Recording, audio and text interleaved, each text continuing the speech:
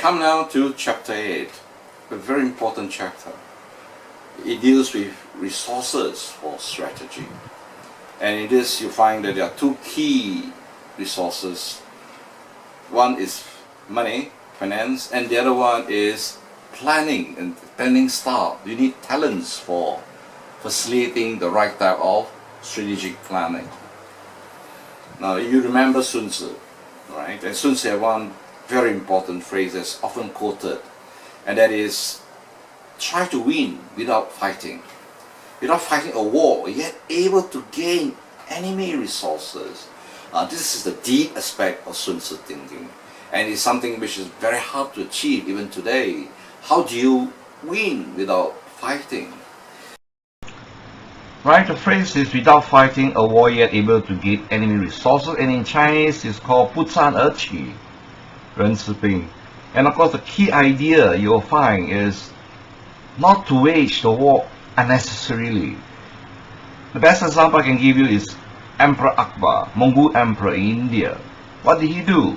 He displayed his armed forces next to the state that he wanted to acquire.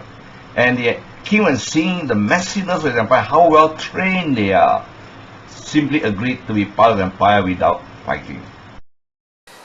And Sun Tzu also emphasized the other point, and what is interesting is that if you read Sun Tzu chapter 2, right, chapter 2 is the most interesting chapter. For he mentioned 作战, right?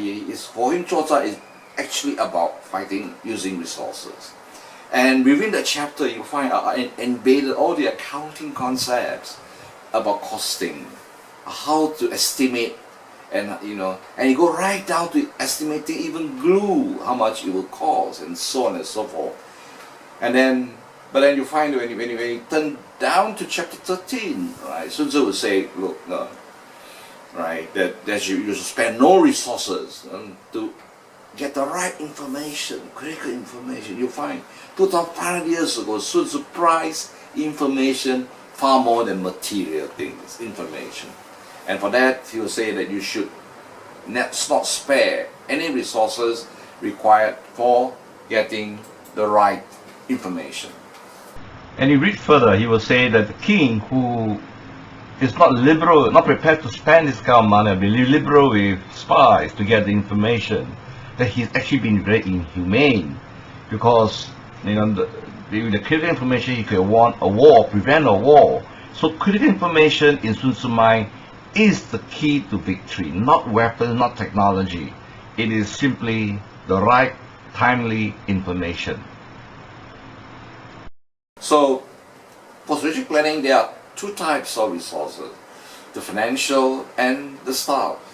And of these two, you'll find from a survey we did that financial resources are actually far more adequate than human resources. So strategy process is a thinking skill, is a coping skill, is a human skill, far more important than just a matter of putting money, and getting money alone may not solve the problem. If you look at the statistics, you find that financial adequacy is 3, whereas planning staff adequacy is less than 3. And why? You can use money, of course, to get talent, but then will the talent be the right talent that you need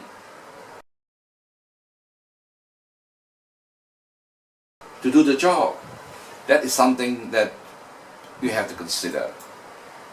And what is interesting is that, if this is financial resources have a range of, is related to a range of planning, facets of planning. Whereas adequacy of human resources, right, is also related sometimes to the same but also different facet of strategic planning. Now this is the chart that yields the insights to the interconnectivity between the two.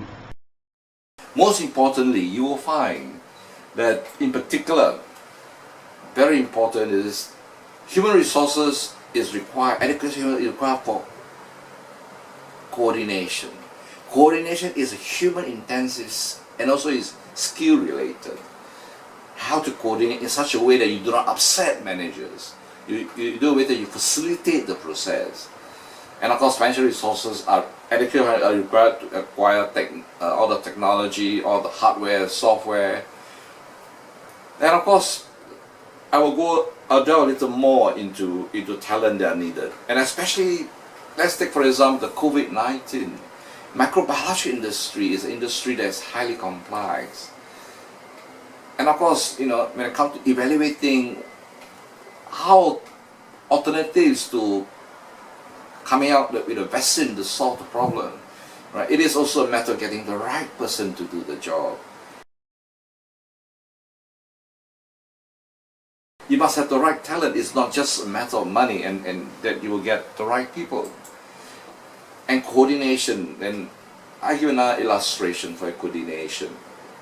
Important that you understand, of course you use money to buy the star player, but the star player may not be able to coordinate or collaborate well with the team, and therefore you can't buy coordination in the field of football. A star player, yeah, but then you find that the flow, the passing of the balls and the fluid coordination is not necessarily always purchasable. Here is the rugby game, and rugby is a sports of war sports. And I played rugby for rifles, and I can tell you, in order to get a kind of coordination from scrum half to go into the goal mouth, you find that you need to have very good coordination. And that comes to training and also good teamwork. And that may not be purchasable. Of course, forecasting tools, right? There's no need to say that you're the right technical people, and technical people are far easier to assess than human skill-related people. With the right forecasting tool, you can perform the role of generating forecasts. But then again, strategy is concerned the future, and future is such a mystery. It's very hard to forecast the future. Then one thing which I want for you to take away is very important is the adequacy of planning resources are fundamental to company achieving goals. So having a good planning team, having someone be able to facilitate, to coordinate, and to ensure smooth planning within the company, then you find that that can come out in terms of the company being able to achieve goals. From the chart you can see that if there's adequate planning staff, both qualitative and quantitative goals are more easily achieved.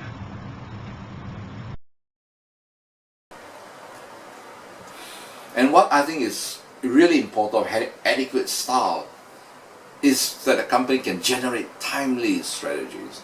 Don't forget, industry shift and change. The change can be so fast and rapid that you need the right guy to be able to spot that, and for the company to initiate timely action in order to get out of the trap or out of a movement that's happening within the industry. Adequacy of planning style not only enable timely strategy, but it creates other benefits like helping to evolve shared values and being more reactive to environment, more aware externally, and then in facilitating the plan as a guide for the company as a whole. Furthermore, it creates team spirit. Home assignment for you. Now this home assignment is designed so that you would take away these ideas.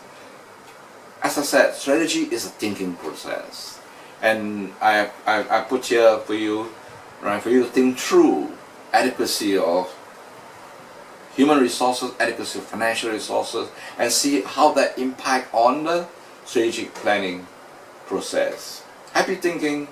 See you. Thank you. In the center of the chart would be all the facets of strategic planning processes.